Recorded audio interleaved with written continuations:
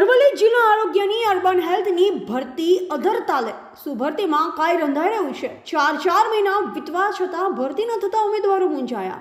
પ્રાપ્ત માહિતી મુજબ તારીખ 5/11/2023 રોજ દૈનિક સમાચાર પત્રમાં અર્બન હેલ્થ સેન્ટરની અલગ અલગ 11 જગ્યાઓ માટે ભરતીની જાહેરાત આપવામાં આવી હતી, પરંતુ આજ દિન સુધી ભરતી ન થતાં કંઈક રંધાઈ રહ્યું હોવાની ઉમેદવારોમાં આશંકા થતાં મીડિયાકર્મી દ્વારા આરોગ્ય અધિકારી ડોક્ટર સિદ્દીકીની મુલાકાત લેવામાં આવી, જેમાં તેઓએ જણાવ્યું હતું કે હાલ ભરતી પ્રક્રિયાની કામગીરી ચાલુ હોય, સર્ટિફિકેટ વેરિફિકેશનનું કામ ચાલુ હોય, અઠવાડિયામાં જ ભરતી પ્રક્રિયા પૂરી કરવામાં આવશે તેમ જણાવ્યું।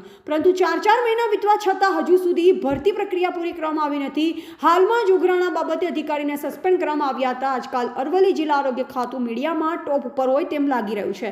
શું ઉમેદવારોની આશાઓ ફળશે કે કેમ, યોગ્ય ઉમેદવારો લેવાશે કે કેમ તેવી લોકવાયકા। રિપોર્ટર અજય ભાટિયા।